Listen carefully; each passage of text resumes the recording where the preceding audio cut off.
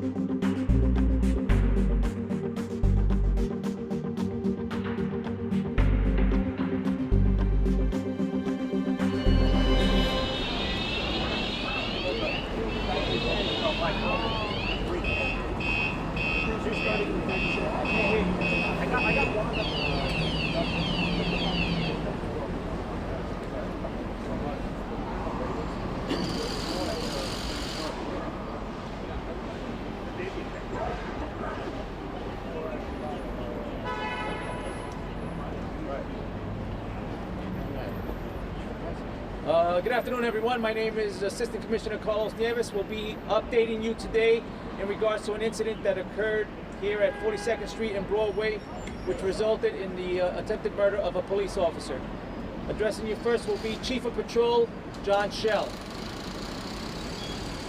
All right, good afternoon. I'm just going to walk you through last night one more time, what we did overnight, and we're going to update you on the current status of the investigation. So last night, 7 o'clock, JD Sports here on 42 and Broadway.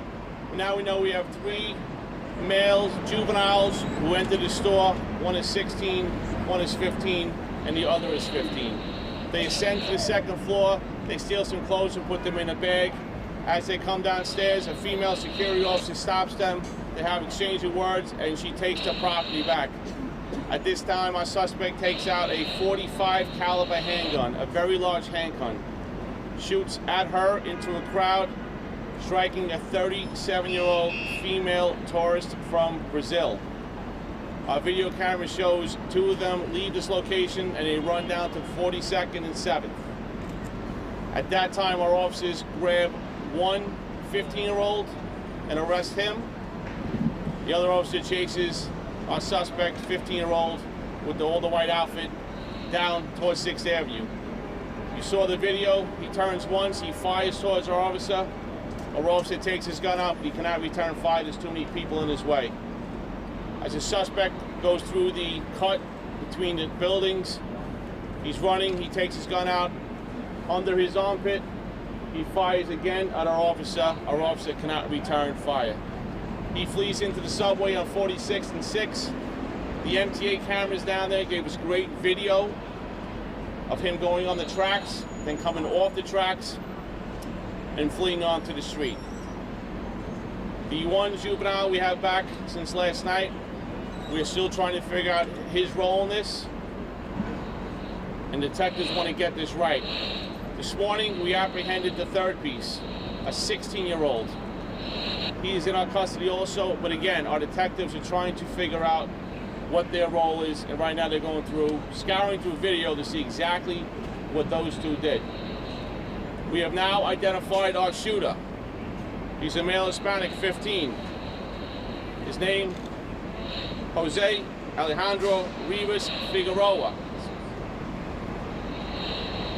Rivas Figueroa, 15 years old. He resides at a temporary shelter in the Stratford Hotel on West 70th Street. He entered our country in September of this year. He is considered armed and dangerous. He's 15 years old. He is in possession of a .40 caliber handgun that he had no problems firing into a crowd of the store, striking a tourist, not shooting at the cops once, shooting at them twice. Our detectives, our fugitive regional task force is currently looking for him as we speak. And I gotta tell you, if one of those bullets hits our cop last night, this is a whole different conversation we're having today. Our cops showed great restraint not to fire their weapon into crowded New Yorkers. And let's be clear, the stance of this city is police department, we don't care who you are, what your status is. We're not going to broad brush a whole migrant community as being bad people, just like we wouldn't broad brush a whole community, gang members from another borough for a whole borough. But we're not going to put up with this. My concern, our concern, the community's concern is to take this armed juvenile off the streets. He is extremely dangerous. Hopefully, we'll come to a conclusion on this very soon. With that, I'll open up to any questions you might have. Anthony Di Lorenzo, Pix 11. Chief, can you tell us if he's also his country of origin? And if it is Venezuela too, do you think that this is part of the whole gang problem in Venezuela? His origin is Venezuelan. Can you speak to the Venezuelan gangs that are infiltrating the city that we wanted to talk about last week? There are some Venezuelan groups of migrants, I say some, not all, that are affecting crime in our city more so now than when they first got here. And we spoke about it last week, the trends in crime. We saw the moped robberies and snatches. We see pockets being picked in Times Square and on the subway. We see some groups going to stores, Macy's, King's Plaza, Glass Hut, and stealing property. So yes, we are seeing it, it's a trend. But I want to be clear here again, right? We don't care. We don't care who you are, what your status is. Our job is to keep this community safe, and the priority right now for the city and this police department, our federal partners, is to get this young man off the street. Alejandro, Etienne. Thank you. So maybe this is some sort of a follow-up to this question. That is, a couple of days ago we had an assault of a police officer, and now we have an attempted murder of a police officer. Does it say anything to you? Is this a trend that we should be maybe talking a little bit more about? Well, it says to us, we still have some dangerous people throughout our city, and we will deal with that. We will deal with that. Okay, we made those arrests at Times Square you referred to. That's going through the process right now with our DA's office, which he dropped 7 indictments yesterday. There will be consequences for those actions. And here last night, we have don't forget about the female tourist being shot in the leg who's just shopping. You shoot at my cops twice. This will be dealt with. 10-10 wins. You talk about the thought process that that officer went through in deciding a split second not to fire that. What that process mentally. Well, his training dictates you got to be prudent when you're going to fire your weapon, and when there's people around, you just can't fire it. You don't want to hurt someone else. So they showed great restraint, and let's be quite frank, we're the most restrained police department in the world, and we proved it last night. All right, Jen Bismarck. Times Square is safe. Take a look around you. Thousands of people shopping, walking around. Times Square is safe. We are still the safest city in the world. And if you see these incidents, our cops are right there where they're supposed to be. We would like to prevent everything from happening, but the second best thing is to be there, effect arrest, and keep this community safe. Yes, Times Square is very safe.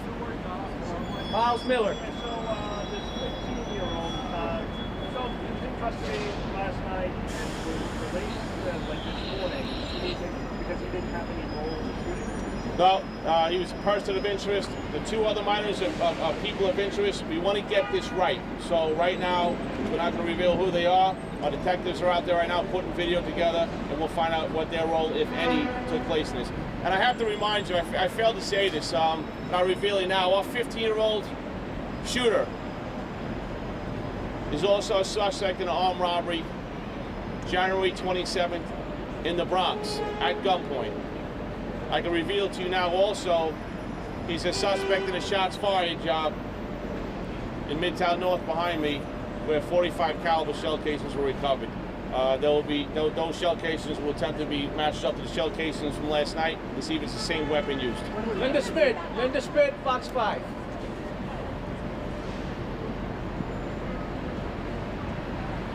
I gotta speak, I can't hear you.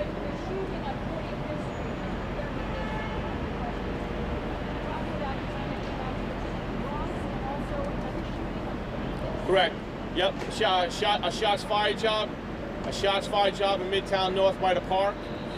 An armed robbery on January 27th in the Bronx. And now this incident last night.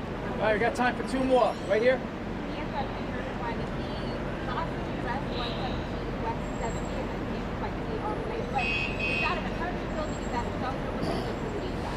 A Stratford hotel shelter.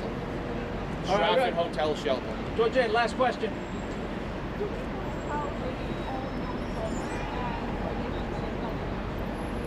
Right now we know 1 is from Venezuela, like I mentioned, and all 3 of them do go to school together. All right, everyone. Thank you for your time and attention. Thank you. Thank you very much.